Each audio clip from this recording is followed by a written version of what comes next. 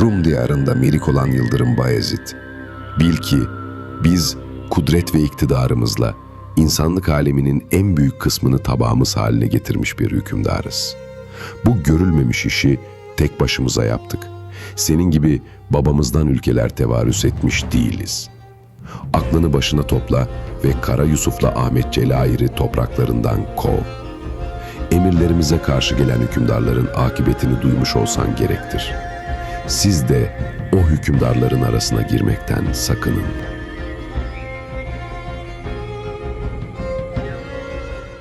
Ey ihtiyar köpek! Tekfur kafirlerinden daha şiddetli kafirsin. Mektubunda bizi korkutmak ve hile ile kandırmak istemişsin. Osmanlı sultanlarını Acem padişahlarına benzetme.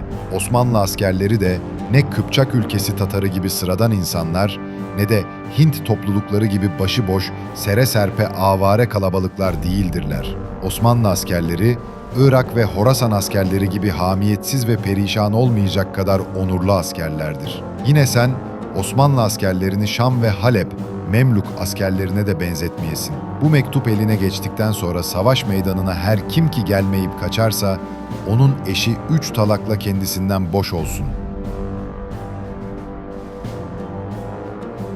Sen kendini Allah yolunda cihat eden, bizi ise haksız yere kan döken bir kafir ve beni yeni yetme bir savaşçı saymışsın.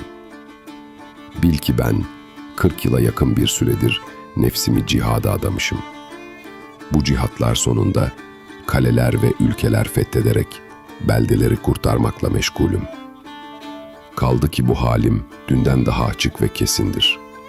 Bu mücadeleler esnasında çok sayıda kişi bize itaat etmiş ve yolumuzda canlarını feda etmiştir. Siz niçin bize hizmet etmekten kaçıyor, sevgi göstermiyorsunuz? Hem yaşça da senden büyük durumdayım. Bugüne kadar hangi tarafa gittiysem kısa sürede orayı ele geçirdim. Sivas'ı da kısa zamanda elde ettim. Sen Malatya'yı muhasara ettin, 4 ay elde edemedin ve geri dönmek zorunda kaldın. Sinop Kalesi'ni ne zamandan beridir elde edemedin? Mektubundaki gibi tehdit ve gurura kapılma. Akıl yolundan uzak sözlere cesaret etme. Kaldı ki Sivas'ta ele geçirdiğim adamlarınızdan durumunu anlamış haldeyim. Dolayısıyla pek çok Müslümanı rencide etmek, han ve mallarını harap etmek uygun görülmemiştir. Bu sebeptendir ki güzel cevap vermeyi yüksek bir iş olarak bil. Ülkeni harap etmekten kurtarmış olursun. Bizimle anlaşma yoluna döner, özür dileyen bir ifadeyle cevap verirsen, aramızda dostluk ve sevgi olur. Böylece Frank kafirine fırsat vermemiş olur, biz de Sivas'tan çekilerek geri döneriz. Bizim niyetimiz ve meylimiz sizi zayıf düşülerek meşgul etmek, böylece kefere dinine yardım etmek değildir. Bizi ve askerimizi kafir, dinsiz, sapık itikatlı mezhep sahibi ve çirkin adetleri bulunmakla itham etme. Bizim askerimiz babadan ataya Müslüman ve Müslüman çocuklarıdır. Niçin hidayete layık olmasınlar? Kaldı ki Osmanlı'nın askerleri çoğunlukla kafirlerden devşirme olduğu açıktır. Davamız cihangirlik olup, saltanatımız adına hutbeler okunmaktadır. Sikkeler basılıdır. Müslümanların ülül emri olduğumuzda şüphe yoktur. Bizim soyumuz ilhanı alişana ulaşmaktadır. Eğer samimi selamınızla beraber iyi ifadeler içeren mektubunuz gelirse, her iki taraf arasında yumuşama ve sevgi peyda olur. Aksi halde kılıç ortaya çıkınca kaleme yer kalmaz. Vesselam.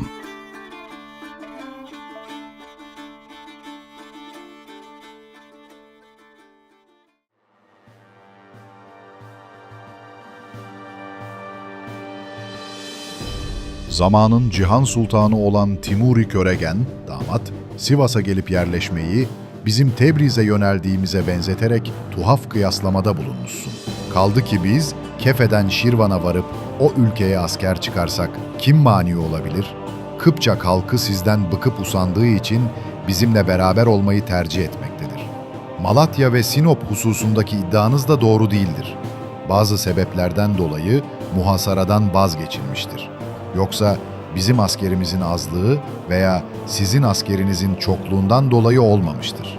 Kastamonu ve Karaman hakimlerinin inatları ve o sırada fırsat bulup bazı vilayetlerimize saldırmaları bizim Malatya ve Sinop'taki muhasarayı kaldırmamızı zaruri kılmıştır. İyi bil ki Atam Ertuğrul Han 300 kadar gazisiyle beraber Hülagu Tatarından 10.000 Tatara vurup Alaeddin Keykubat'a galip gelenleri mağlup etmiştir. Bundan sonra devlet idare etme şerefine nail olmuş, hilat kendisine verilerek Allah'ın lütfu ile Ali Selçuk'un yerine idareyi elde tutması isyan ve başkaldırmayla olmamıştır. Osman Bey'in ilk culusundan itibaren dört tarafında bulunan kâfirlerle gece gündüz 200.000'den fazla askeriyle cihat etmiştir. Bu saltanat yıldızımız bugün 4. tabakaya erişmiş ve şimdiye kadar fethettiğimiz kale ve kasabaların sayısı geçmiş sultanların hayalinden geçmesi dahi mümkün olmamıştır. Bizim nazarımızda dünya ve içindekilerin kıymeti Allah yolunda cihat etmenin yanında saman çöpü kadar değeri yoktur. Osmanlı askerine Abdullahoğlu demekten fazlasıyla zevk duyarız. Çünkü bütün sahabe-i kiramın ataları kafir iken kendileri Müslüman oldular. Böyle Müslüman olanlar insafı olmayan Müslüman zadelerden çok çok üstündürler. Siz Sivas'ı harap edip ehli İslam'ın ırzını payimal ettikten sonra ne denilebilir ki? Siz ilk suçlamayı kendinizden gidermeye uğraşıyorsunuz. Arapça ve Farsça gelen mektuplarınızda sertlik, kabalık, kibir ve gururdan başka bir nesne yoktu. Ali Osman, hileyle ülkeleri kendisine mülk edinmemiştir. Mektuplarımız, akıllı devlet erkanımızla yapılan istişareler sonrası yazılmıştır. Sungur Çavuş ve Hacı Bayezid ile gönderdiğimiz haberler doğrudur. Sizin küffarla savaştığınızı biliyoruz. Bu tarafta Gülcü kafirlerle biz savaşıyoruz. Hem siz hem de bizler bu konuda mutluyuz. Bu durumun sayısız faydaları her iki tarafa olmaktadır. Yazdıklarımızda zerre kadar şaibe ve şüphe olamaz. Antlaşma kararı olursa Mısır'la aramızda olanlardan ıslah edici olunması isteğiniz uygun görülmemiştir. Çünkü ölen eski Mısır valisi, elçilerimizden Irak ve Acem'in büyük saygı duyduğu Bahattin Savcı'yı haksız yere öldürdü. Yine uzun süredir hapsettiği Gönültaş'ı serbest bırakması için elçi gönderdiğim halde isteğimi yerine getirmedi ve o günahsızı hiç endişe duymadan katletti. Biz Şam ve Halep'e geldiğimizde Mısır'da Hacı adındaki elçileri gelip hapsolunan Otlamış'ı Halep'e gönderelim dediler. Senin şimdi Mısır valisi olan kimseye oğlumuzdur demeni uygun görmedik. Onu Sultanul Harameyn elkabıyla anmanız doğru olmaz. Belki Mücavirül Harameyn demeye layık değillerdir. Bize dost olmayanı, kendinize yakın ve sevdiklerinize dahil etmeyiniz. Saltanat işleri nezakete bağlıdır. Dikkat edilecek yönleri çoktur. Ahmet Celayir şimdi Bağdat yakınlarına gelmiş, biz de oraya asker göndermişiz. Tekrar size taraf kaçar gelirse sahip çıkmayıp bilakis yakalayıp bize teslim etmeniz sizden isteğimizdir. Erzincan'a varıp yerleri tahrip için şimdilik serhatta durularak elçilerinizin gelmesini beklemekteyiz.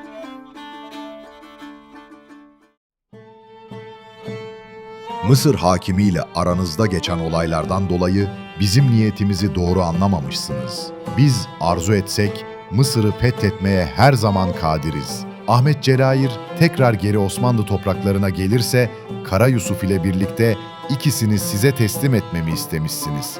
Biliyorsunuz ki Hulagu Darüsselam'ı alıp İran'ın çoğunu eline geçirdiği sırada halifenin amcası çocuklarından bir iki kişi Mısır'a, Kahire valisi Baybars'a sığındılar ve onun himayesine girdiler. Hülagu'nun Bağdat valisi olan Karaboğa Noyan, Baybars'la cenk ettiler. Halifenin amcasını Mısır askeri sanıp orada şehit ettiler. Kaçanlar şimdiye kadar Kahire'de kaldı ve Hülagu Han onları geri istemedi ve takip de etmedi. Şimdi bu dostunuz feleğin tokadını yemiş bir iki kişiyi himaye etmekle hatırınızı kıracak bir durum olamaz. Zira Hülagu böylesine cüz'i şeylerden vazgeçmiştir. Muradımız Sivas ve çevresinden elinizi çekmenizdir. Bunu yerine getirmeniz güzel bir işaretinizin gereği olduğu anlaşılacaktır. Ancak her halde Allah'ın takdirinden kaçılmaz ve bizim kimseden korkumuz yoktur.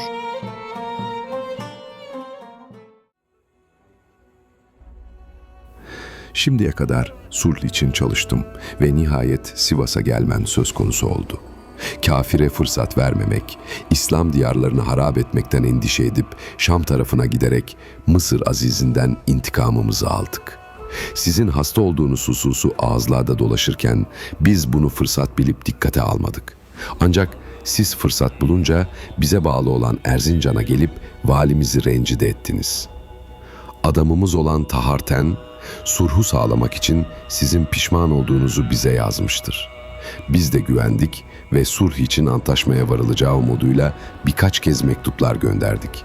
Ama siz gittikçe artan bir katı tutum içerisinde oldunuz. Ta ki biz ve askerimiz için kafir ve kafirden daha eşit kafirlerdir demeniz sözü her yerde söylenir olmaya başladı. Elçileriniz olan Sungur ve Ahmet adamlarınız uzun süredir yanımızdadırlar.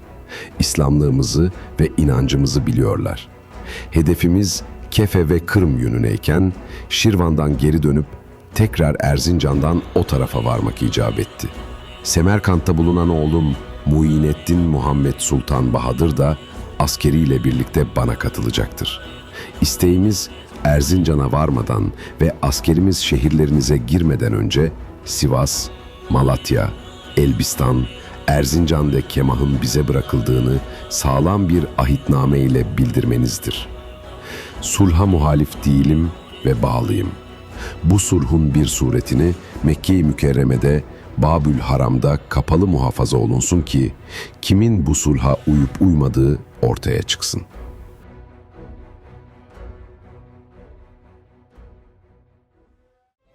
Timuri Köregen Hazretleri, ilgi uyandıran antlaşmaya dair mektubunuz ben Sivas'a geldikten sonra ulaştı.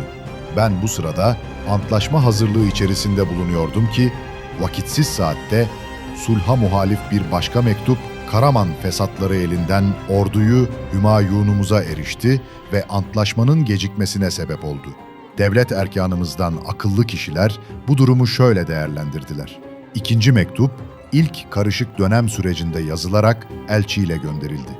Karaman topluluğu ki eskiden beri ocağımızın düşmanı olmuşlardır, bunlar elçimizi öldürüp fitne iyice ayyuka çıkıncaya kadar mektubu sakladılar.